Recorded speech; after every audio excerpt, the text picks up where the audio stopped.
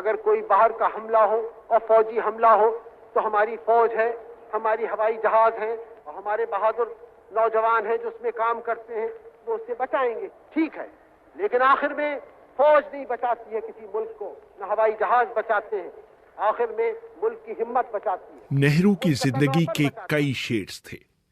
भारतीय जनमानस के महानायक नेहरू, आजादी की लड़ाई लड़ते नेहरू, बच्चों पर प्यार लुटाते नेहरू, फैशन आइकन नेहरू, बेहतरीन किताबें लिखने वाले नेहरू, आशिक मिजाज नेहरू, वगैरह वगैरह। नेहरू के जीवन का सबसे प्रबल पक्ष था भारत के लोगों और आम आदमी से उनका कनेक्ट।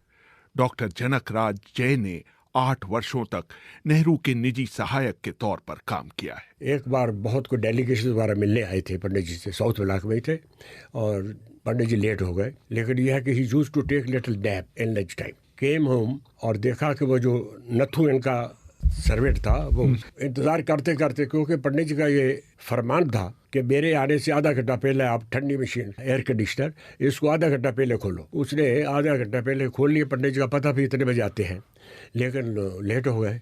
अब वो नथु वही सो गया दरवाजे पर ही इंतजार करता करता। पंडित जी जब आए तो उन्होंने देखा ये सो रहा, और सिक्योरिटी वाले बड़े परेशान, क्या करें। उन्होंने कहा बिल्कुल मत छेड़ो इसको, सोए रहने दो। उसी से जंप करके he went in his room and he had a nap, change his clothes.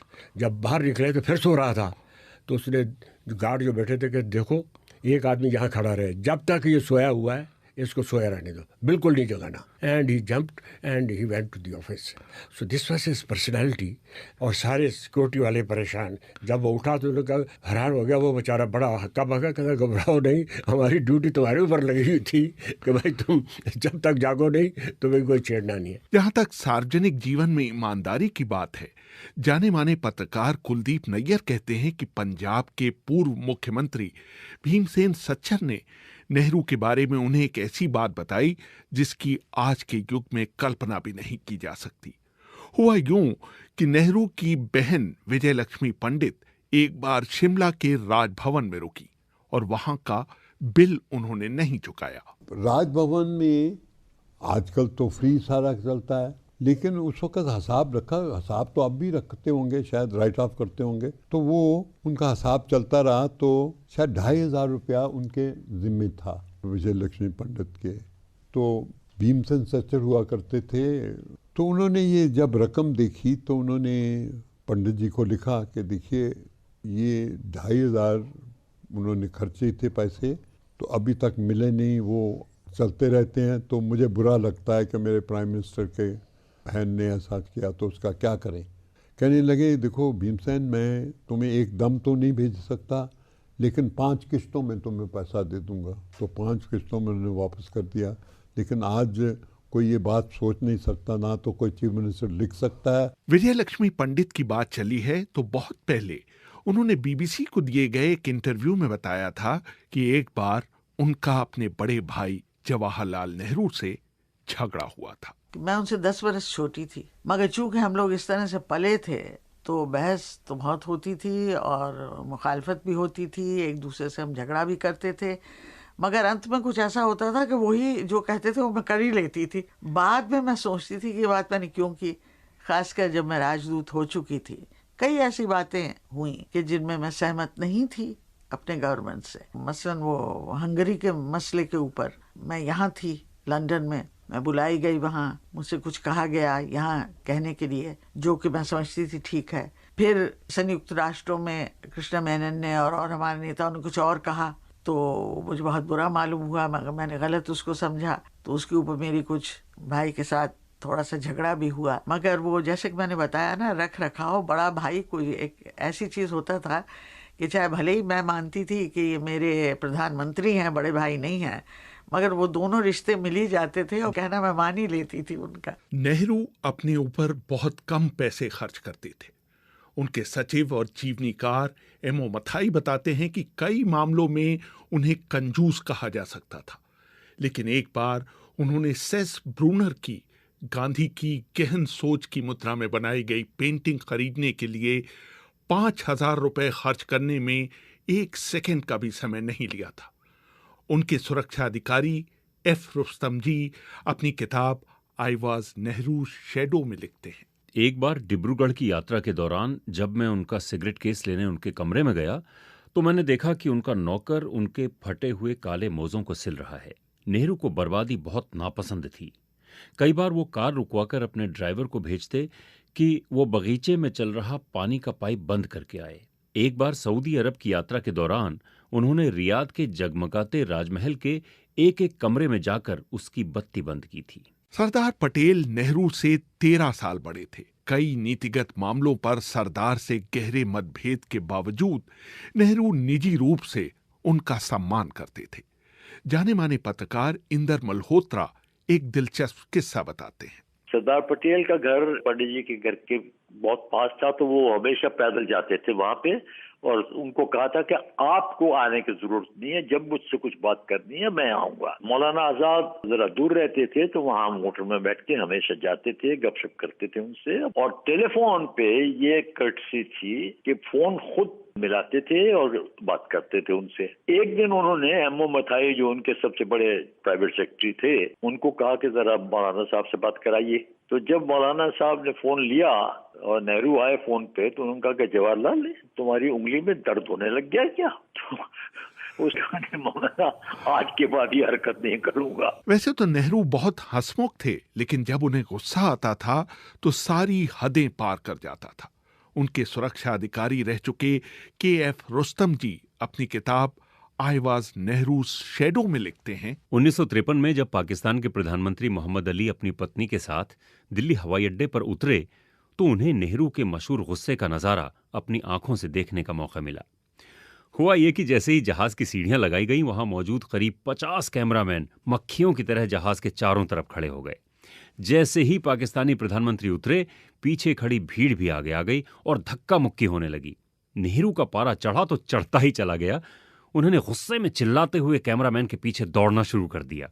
किसी एक शख्स ने नेहरू के लिए कार का दरवाजा खोला। नेहरू ने गुस्से में वो दरवाजा बंद कर दिया और फूल के एक बड़े से बुके से लोगों की पिटाई करने दौड़ पड़े। मैंने बहुत मुश्किल से उन्हें जीप पर सवार होने के लिए मनाया। नाराज नेहरू और पाकिस्तानी प्रधानमंत्री जीप पर राष्ट्रपति भवन गए और उनकी लंबी कार जीप के पीछे पीछे बिना किसी सवारी के आई। इसी तरह पूर्व विदेश मंत्री नटवर सिंह को भी नेहरू के गुस्से का कोप भाजन पन्ना पड़ा, क्योंकि उन्होंने नेहरू के नेपाल निवेश को लिखे पत्र को सेक्रेटरी जनरल को न दिखाकर अपनी अलमारी में रख लिया था। एक रोज आई कोई 6:30 बजे एक फाइल नेपाल पर, और उसमें लिखा हुआ था प्राइम मिनिस्टर का खत नेपाल के बादशाह को। वो 4-5 सफ़े का, तो मैंने भाई रख दो, अब रात को यहाँ हो गई है, कल सुबह आके पढ़ लूंगा इसको। सुबह जाना था मुझे सेक्रेटरी जनरल को छोड़ने हवाई अड्डे पर, वो जा रहे थे मंगोलिया। तो साहब मैं फिर वहाँ पता लगा कि उनका जहाज लेट है, तो हम गप लगाते रहे, completely forgot about the file. 10 बजे करीब एक आदमी मेरे पास आया, सर आपको पंडित जी बुला रहे हैं। तो मैंने कहा भाई वो फाइल के लिए। तो मैं साहब भाग कर अपनी मोटर चला के पहुँच गया,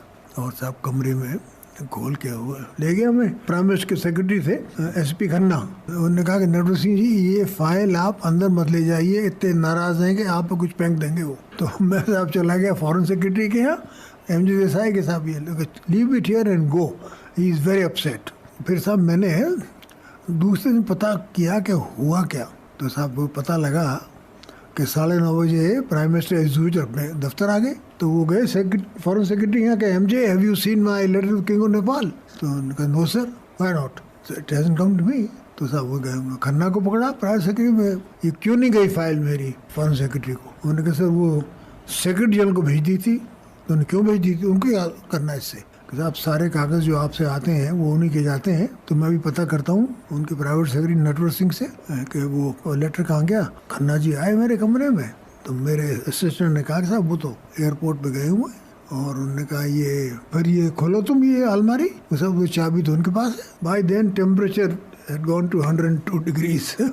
तैयब जी साहब ने कहा कि सर वो बड़ी दिलचस्प खत है आपका, तो रख लिया होगा। उन्होंने कहा I am not written the letter for Natwar Singh benefit, get hold of him, send the police, break open his अलमारा। फिर मैं 1 हफ्ते तक आई डिडंट गो, रास्ता था कमरे से सामने होकर नीचे, तो मैंने दूसरा रास्ता लिया 1 हफ्ते के लिए। 1951 में एक बार लोकसभा की बैठक देर रात तक चली। लोकसभा सचिवालय ने सभी सांसदों के लिए खाने का इंतजाम किया। जैसे ही खाना शुरू हुआ, सांसदों ने मुर्गे की हड्डियां खाकर लॉन में फेंकना शुरू कर दी। नेहरू से ये दृश्य देखा नहीं गया। तब के सीटिंग का तो अरेंजमेंट नहीं हो सकता, तो सब बूफे था। तो पहले तो वो नेहरू खड़े देखते रहे कि सब लोग जल्दबाजी में हैं, तो उनको करने दीजिएगा। तो जब तक उन्होंने अपने पेट भरी, उस वक्त तक अर्ज करूं कि बारिश करती उसकी हड्डियों की नीचे बड़ा बढ़िया लॉन था, उसके ऊपर कर दी। और पंडित जी ने वो अपनी प्लेट किसी को पकड़ाई और वो उठाने लगे। अब उसपे नेचुरली बहुत ही शॉकिंग शॉकवेव हो गई। और उसके दौरान में सब लोग इंक्लूडिंग दी जिन्होंने ये सब बेवकूफ़ी की थी, वो भी शामिल हो गए। और वो जल्दी से खैर साफ हो गया। फिर सबको हाथ धोने के लिए बाथरूम थोड़ा कुछ जाना पड़ा। और जवाहरलाल ने उसके बाद कुछ खाया भी नहीं और वो चले गए। 27 मई 1964 को जब नेहरू का निधन हुआ तो उनकी मेज पर रॉबर्ट फ्रॉस्ट की ये 4 पंक्तियां लिखी हुई मिली थी।